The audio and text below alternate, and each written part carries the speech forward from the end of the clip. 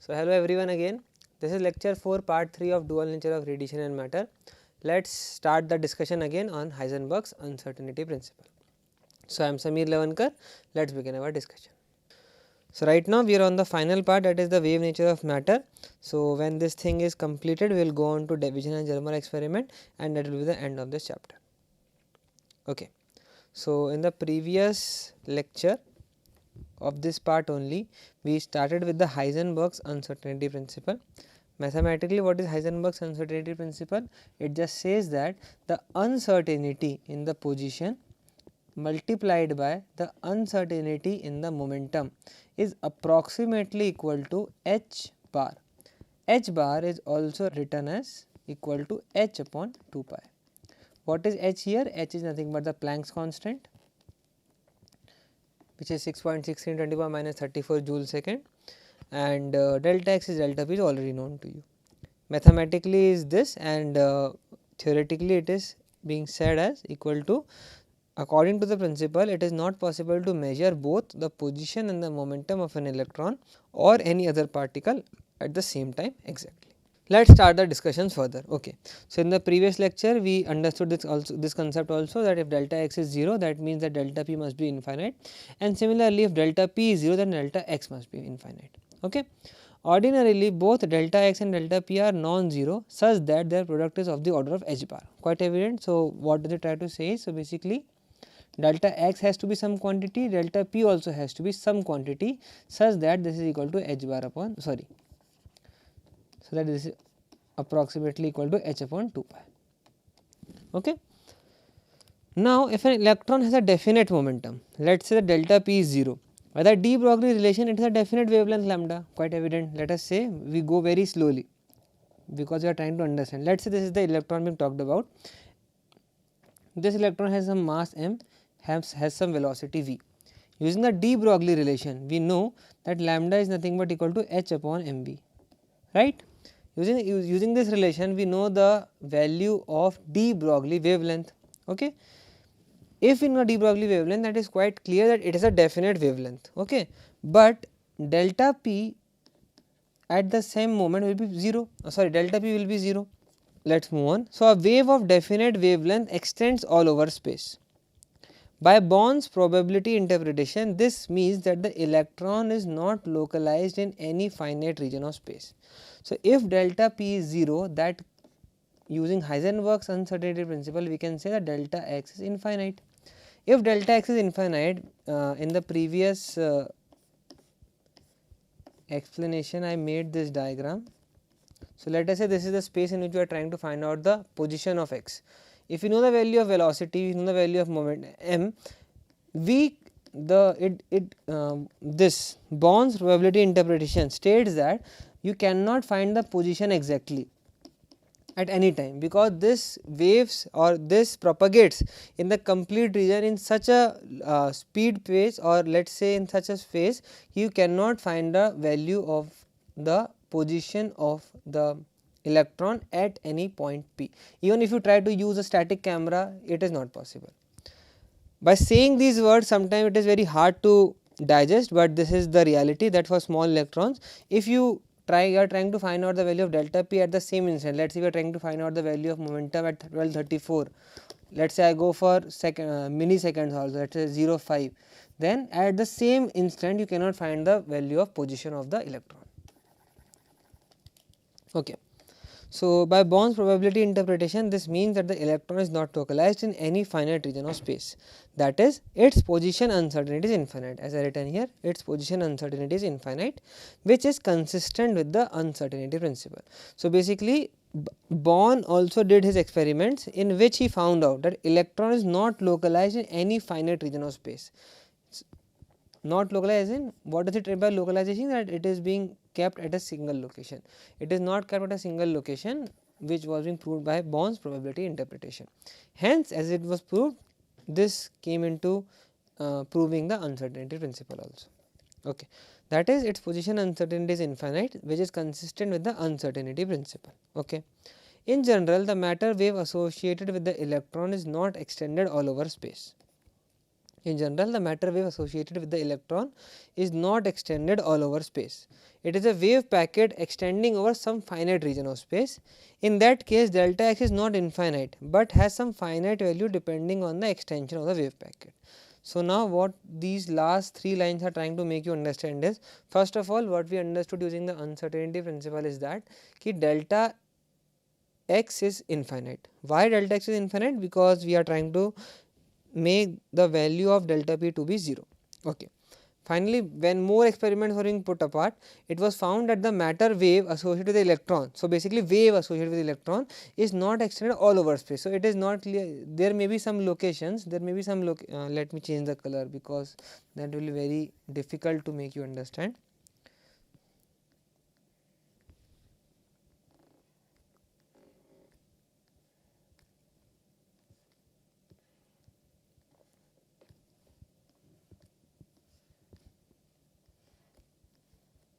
Okay. So, what does it try to say is, that there will be some locations only,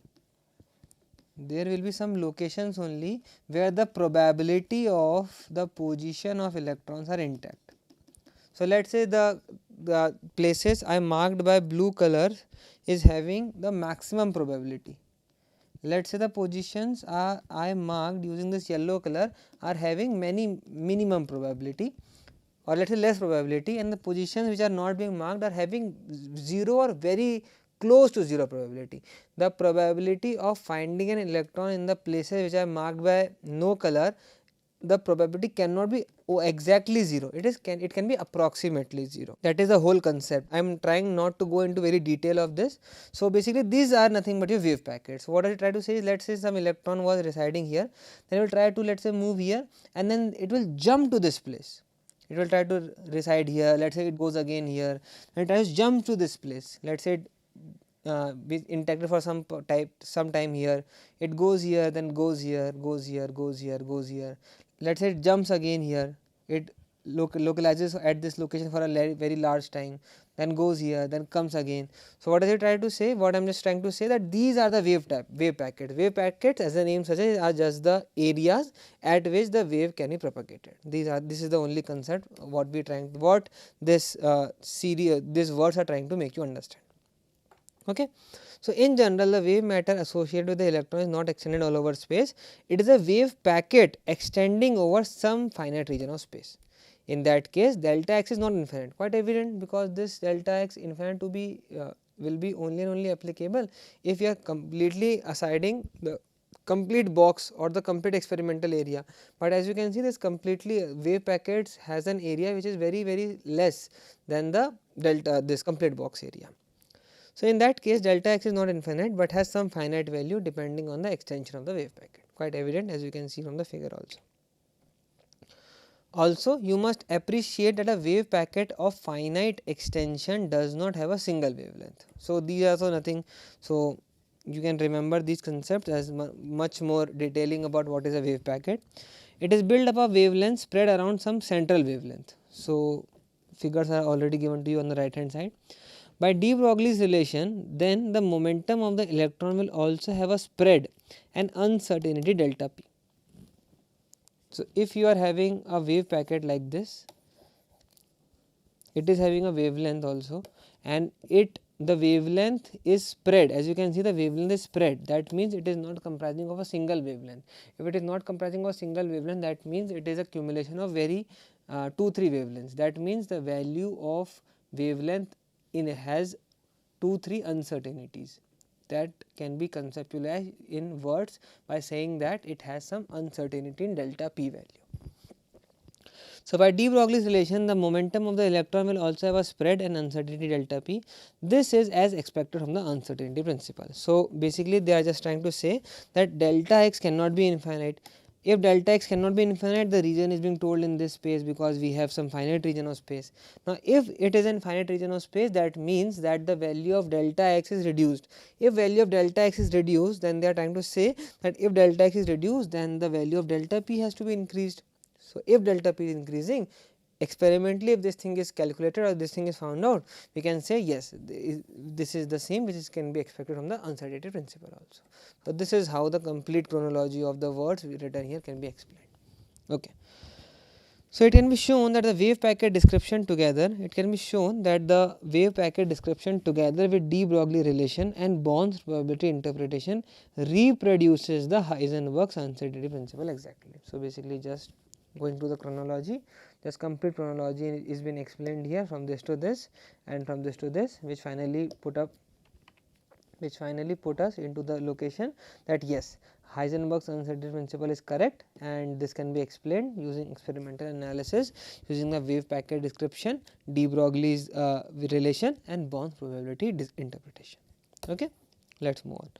So figure shows a schematic diagram of a localized wave packet. As you can see, this is a localized wave packet, and second is an extended wave with fixed wavelength. This is an extended wave, as the name suggests, extended. This is being extended wave with a fixed wavelength. Quite evident, the wavelength is fixed always, and this is a localized wave packet. So as you can see that there is a uncertainty in the momentum. This is not a single entity. As you can see, it is a mixture of 2-3 values, and that is why the value of wavelength is being decreasing. It is not a constant value.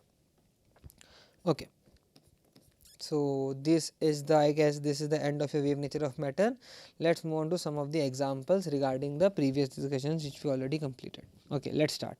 So what is the de Broglie wavelength associated with an electron moving the speed of 5.4 into 10 to the power 6 meter per second, and second is a ball of mass 150 gram traveling at 30 meter per second. So basically for the first time we are trying to understand what is the de Broglie wavelength for an electron, and for second thing we are trying to find out what is the de Broglie wavelength for a ball.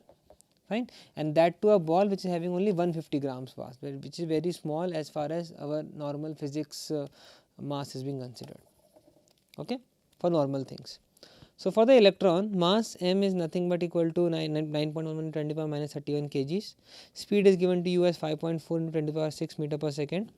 Then momentum is nothing but equal to, you are just trying to find out the momentum here as m into v, which is equal to 9.11 into 10 to the power minus 31 kgs into 5.4 into 10 to the power 6 meter per second, which will give you the momentum as equal to, as just try to look at the orders. Don't try to memorize anything here. Just try to look at the orders. The momentum value is 10 to the minus 24 kg meter per second. Now de Broglie wavelength is nothing but lambda is equal to h upon p. So after mathematical calculations you can find lambda is equal to, so b starts here, sorry for the mistake. After mathematical calculation, lambda can be equal to 0.135 nanometers. As the value of wavelength is in the order of nanometers, it is quite clear that this values can be calculated. Moving on for mass m. So mass m was of ball of mass 150 grams. Speed was given to you as 30 meter per second. The momentum will be calculated, which is equal to 4.5 kg per second. You are trying to change grams into kg so that the value of lambda is calculated in meters. Okay. So de Broglie wavelength nothing but lambda dash is equal to h upon p dash. Dash is just used because we are trying to use two different questions for the same formula, so that to avoid confusion.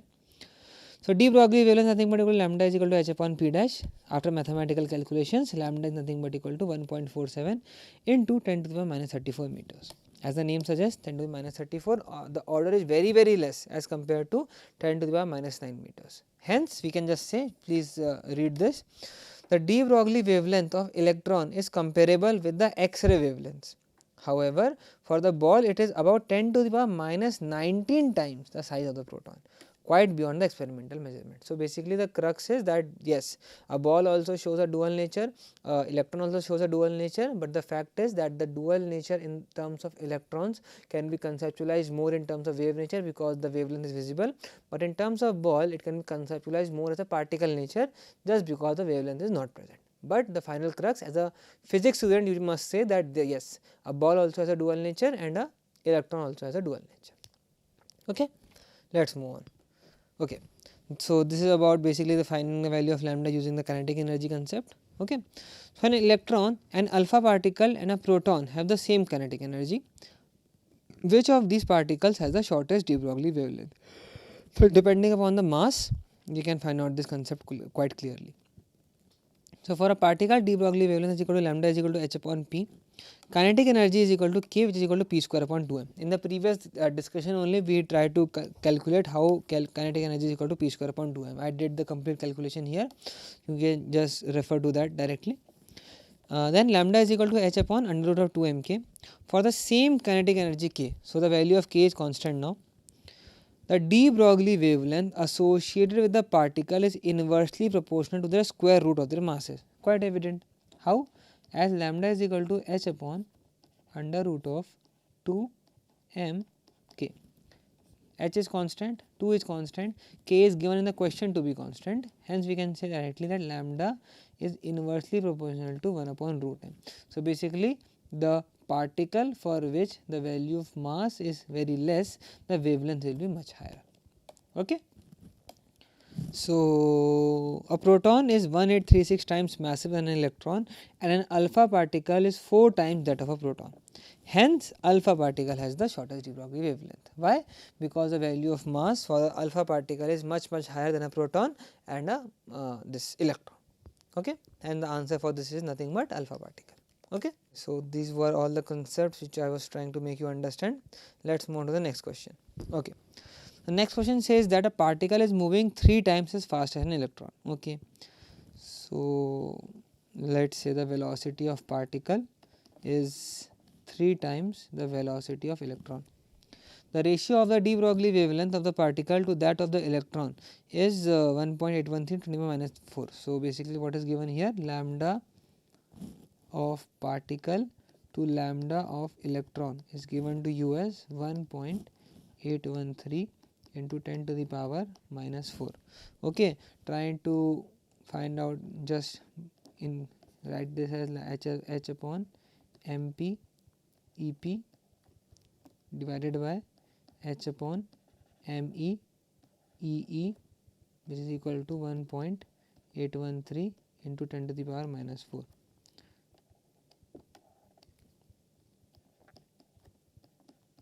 Fine, as getting cancelled, we can write this equation as equal to me by mp multiplied by ve by vp is equal to 1.813 into 10 to the power minus 4, right.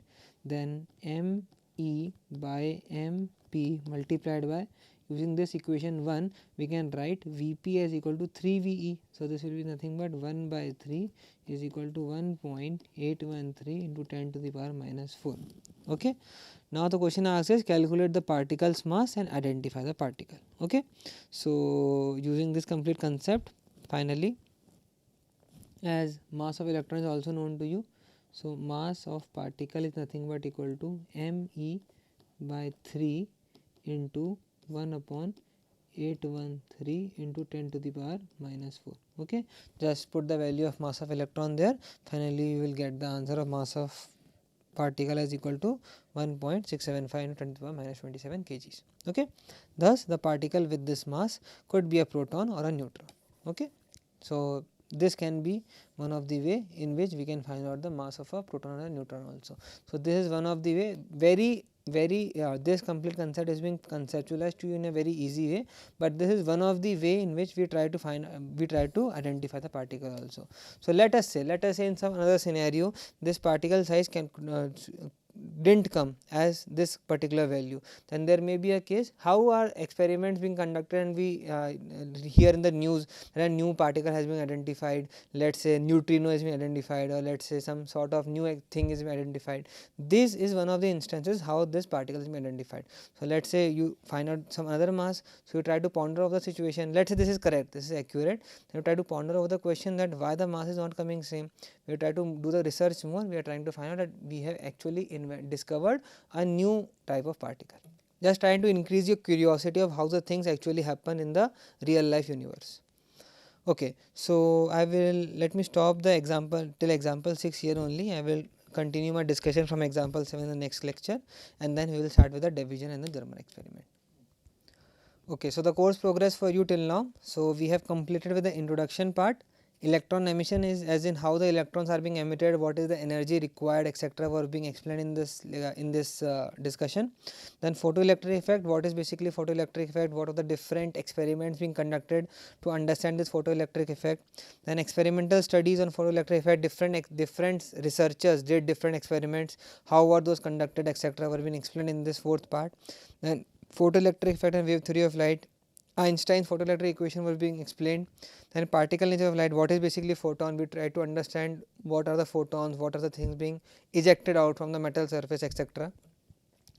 Till now, and in this previous lecture, in this complete lecture till now, for this part I have completed the wave nature of matter also. We have also discussed 3 problems related to this part about de Broglie relation, let us say, then using the concept of de Broglie relation for the kinetic energy part for finding out for electron, then Heisenberg's uncertainty principle, etc.